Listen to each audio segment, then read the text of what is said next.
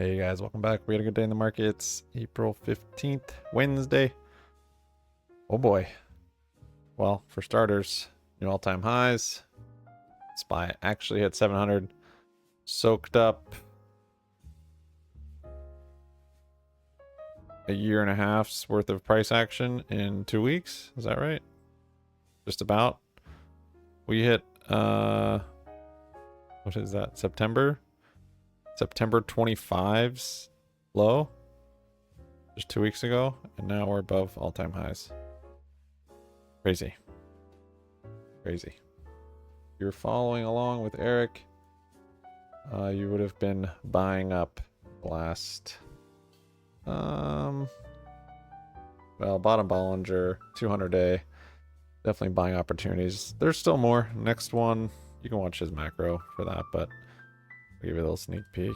Next one would be longer term trend, bottom Bollinger crossing the 200, which will take some time.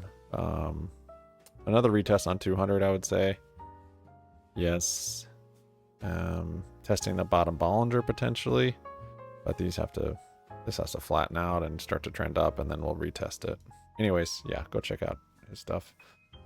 A lot to get through today. Another grind day up. This is the bullish market that I'm used to. I don't know if I'm used to it, but it's just been so volatile and bearish for, I guess it's only been a month now. But it's just different kind of trading. Bigger moves, higher IV. This is more what I've kind of grown accustomed to. So the fact that I was able to survive, I'm happy. Survive all the volatility. Now this is where you scale up. IV is now very low, 15%, 16%, and trading more contracts for much smaller moves. And yeah, today was a grind, but there was awesome, so many trade opportunities, honestly. So yeah, I'm just kind of still calibrating to these kind of melt ups, bullish melt ups, and lower IV and all-time highs. So yep, you can see my charting there, basically what I got going on. Let's just get into the trades. 10:15, I was in a limit order. I bought 2, so yeah, I just immediately upped my contract size into the 2 hotkey. I got 696 calls. These probably went like 1,000% today if I just held them all day. 696 calls, so complete the inverse cup, but yeah, my charting today was pretty clutch, actually. Quite happy about it. Had this purple drawn pretty early on. I think actually right in here maybe. Definitely by here it showed give me confirmation right there on purple, as well as this red. Green was later on, but that's all I really needed was purple and red to have some fun. Gray for the buying, gold for the selling. We come up, we complete the cup. But before we complete the cup, am I in it? Yes, I am. Very early on this candle, 10:15. I bought 2 calls. Comes up, profit target, of course, is top of red, potentially just high of day though.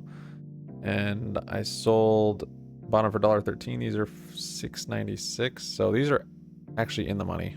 See, my strike is changing now that the IV is lower. So bought 2 of these, and it's a tight little range right here. But I did end up selling 1 right here. Basically top ticked it for the 1. It came back down. I got a little nervous. I'm like, well, might just be making a little handle now. So I just held and had purple for the retest. Kind of what I was expecting. It did go through it, but then wicked out.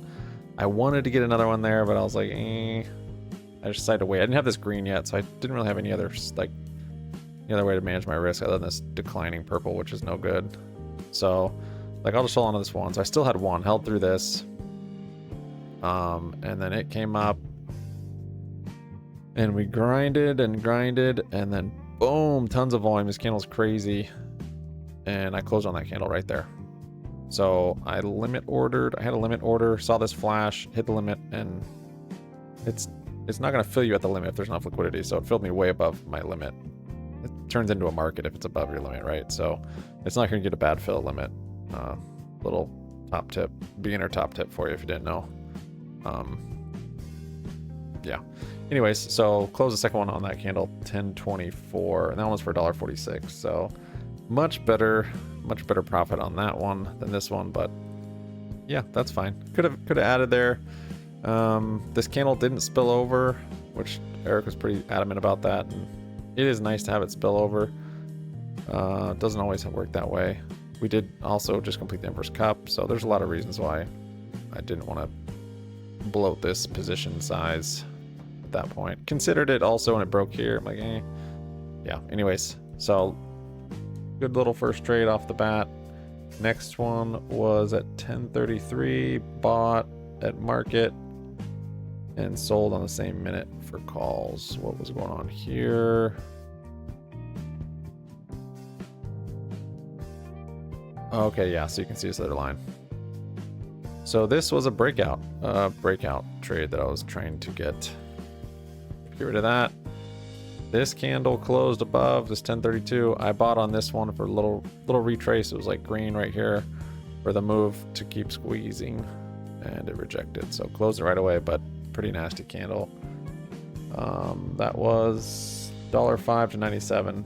So not too bad, honestly. 1050 was my next one. Where are we at? Yeah, so at this point, it is buying up in red, which is tapering, and building liquidity with purple, ideally.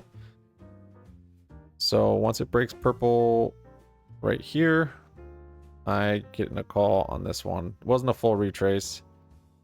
Actually, was that at 1050? Yeah, it was. This one actually was green on me for quite a bit, because I got a nice fill on this. It spiked up, and I didn't have this white at that point. Spiked up, and I was like, I'm gonna hold this for top of red, and it just came down. And unfortunately, yeah, I did. So yeah, I closed it, I think, on this candle. So that was, yeah, 96 to 89. Little red trade here. So to save me from this trade would be just not trading such small structure and such small moves. The structure actually wasn't bad. This little inverse head and shoulder was nice, but my risk to reward, if it was just way tighter, if I cut it on that candle, but then it's too tight. So my reward up to here is just too tight of a range. Better to just let it come up here, and if it rejects, then great, I missed that trade, no problem. If it rips through there, then take it on the rip or on the retest, but not trying to trade such a little tight range would have helped me. To realize I wasn't building liquidity on this purple at that moment, it was actually buying up in this gray, which I hadn't even seen yet, which is even more tapering. Yeah. 1006, 1007, bought 93 cents, then 89 cents at 1106, 1107. These are calls.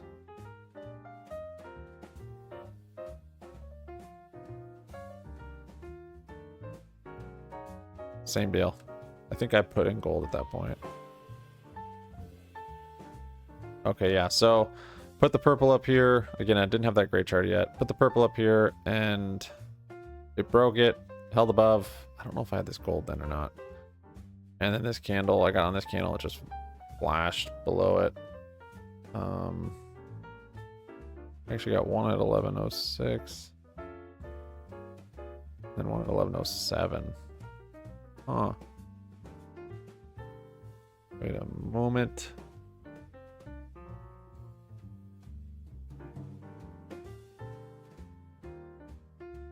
Not sure why. Sorry about that. What was drawn here at that time? I got one on this retest. I think I was actually averaging in on the retest of the purple here. Yeah, I think I was getting another one right here on that 1107. Because I don't think I waited till here, because I think I stopped right there. Yeah. Which is a bummer. So in this case, I was building liquidity on purple. I didn't want to use that for my stop. That was way too far because I was taking on the break up here. So realistically, yeah, structure is better. I mean, this is a structure. It's just small, just like this is. Little inverse head and shoulder. How could I have fixed that trade? Not too sure, actually.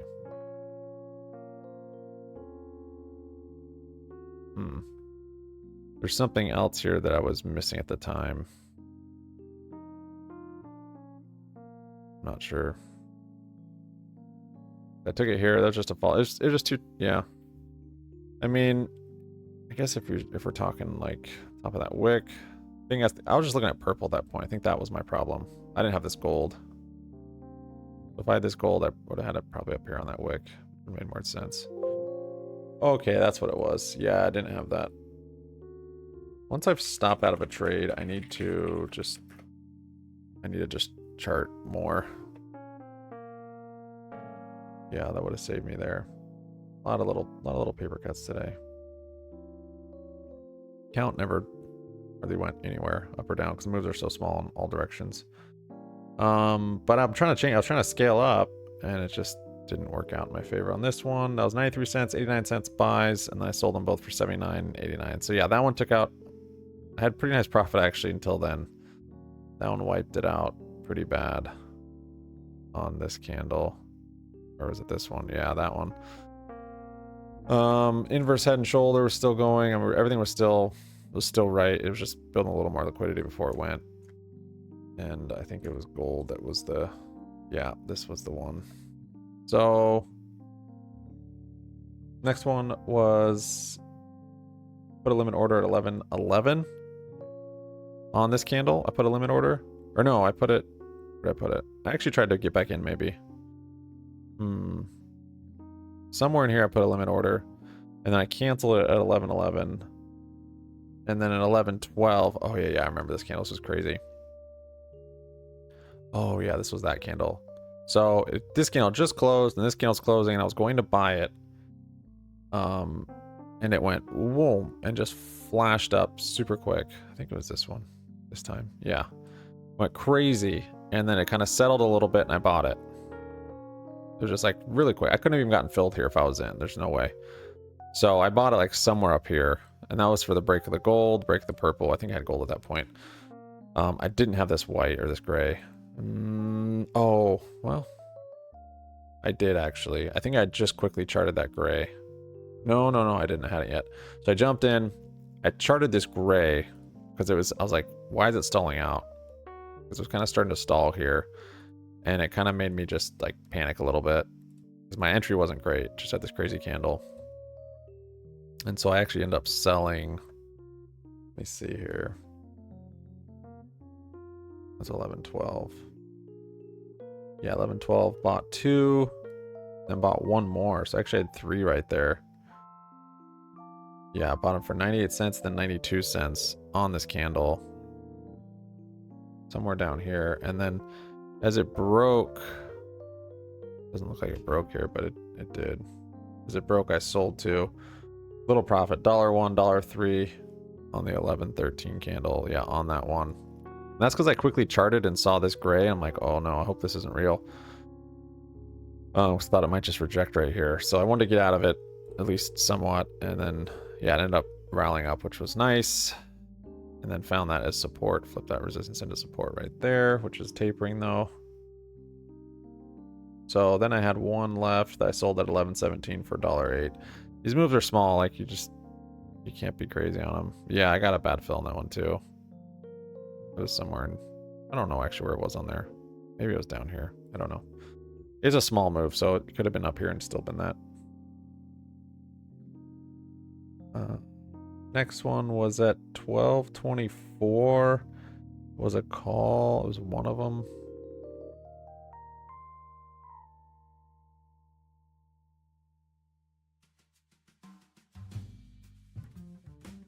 Oh, is this a retrace call? Maybe. So broke my gold. Yeah, I had the gray at that point. Hit the gray. Why am I in it here, actually? I don't have that gray there. Oh, I think this was for a breakout. Yeah, I thought it was breaking out of gray again, just like it did back here. It already done that right there. Yeah, this was a breakout trade. So I got in here, and then it just went down, so I quickly closed it. Yeah, closed it on this candle before it got too crazy. 65 cents, 62 cents. Yeah, next one was at 1242. Was a put. Actually had a put today. Oh, I was kind of, okay, yeah. So I was actually on the phone for this, and I was kind of keeping an eye on it, and then I saw it. I wasn't seeing my chart, though. I was looking at the naked chart on my phone.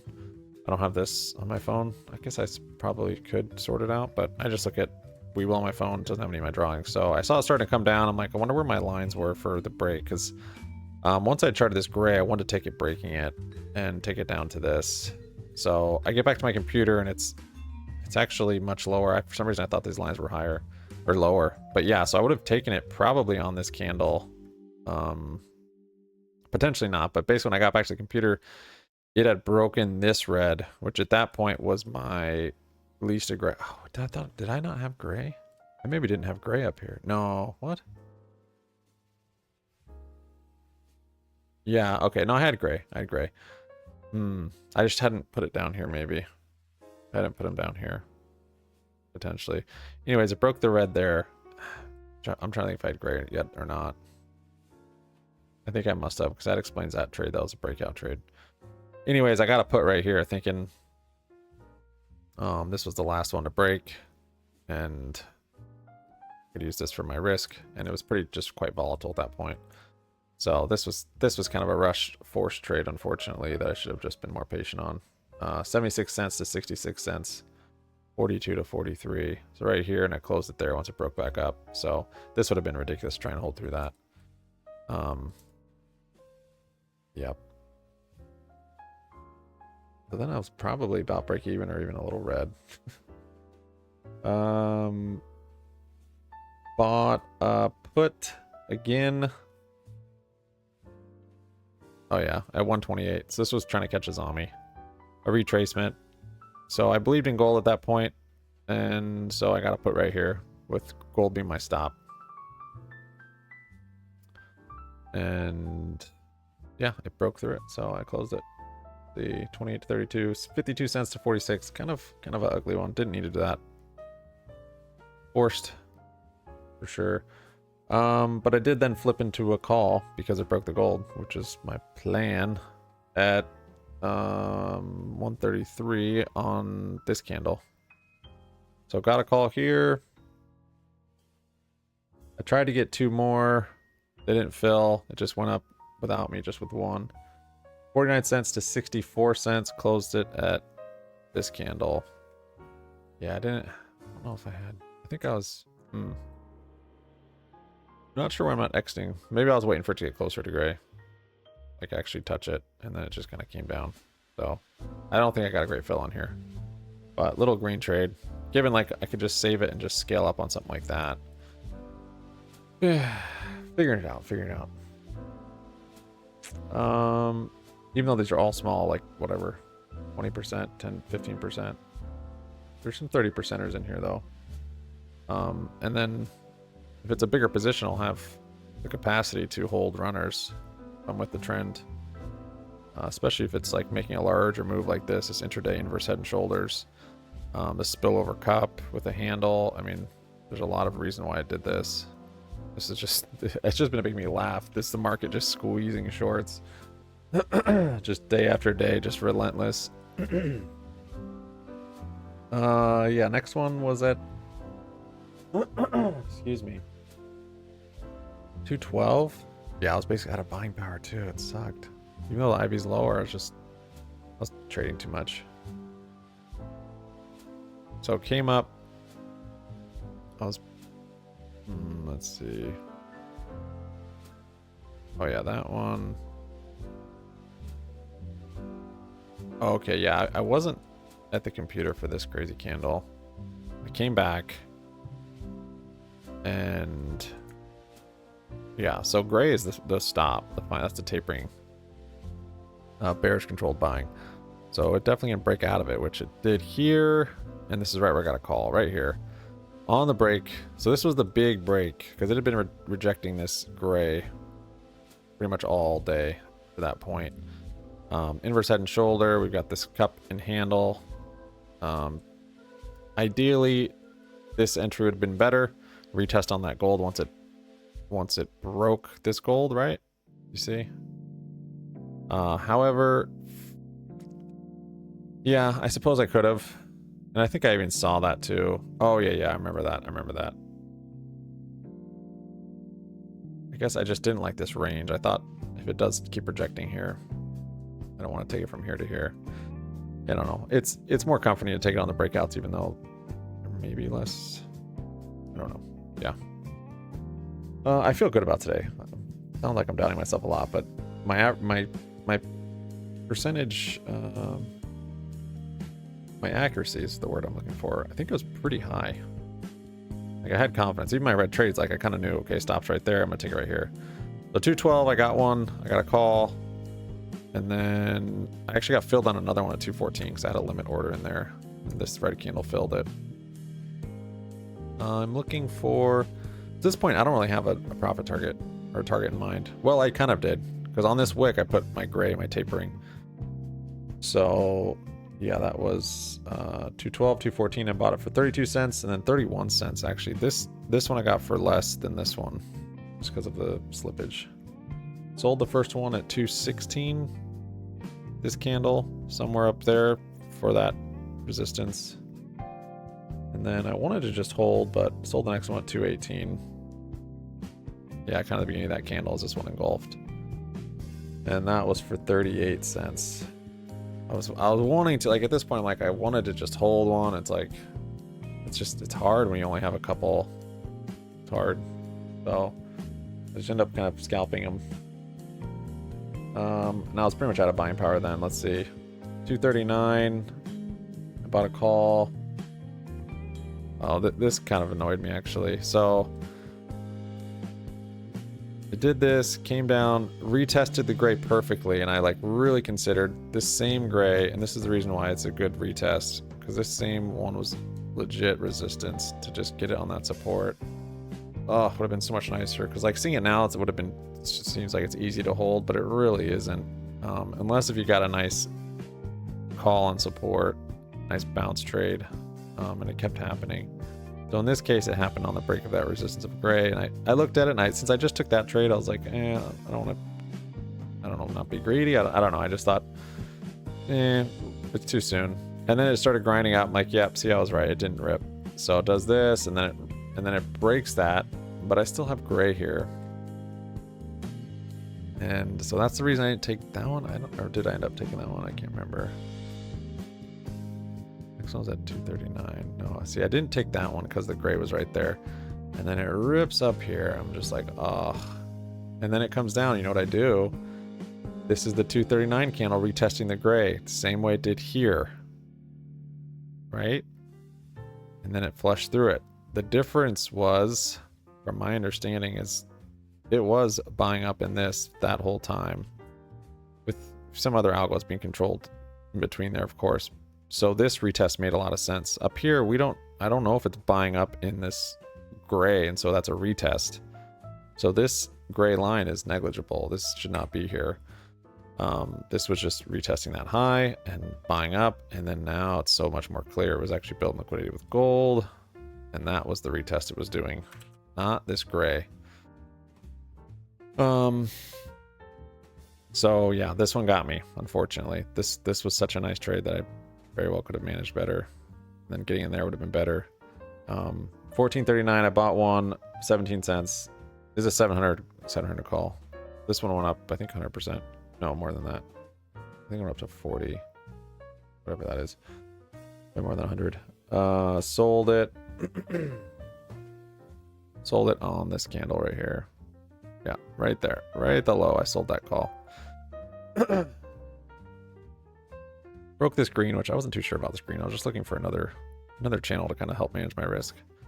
Again, I was out of buying power, unfortunately. Oh, they changed the PDT rule.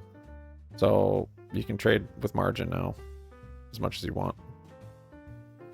I don't know when it'll take effect with what brokerage, but yeah, that's a thing.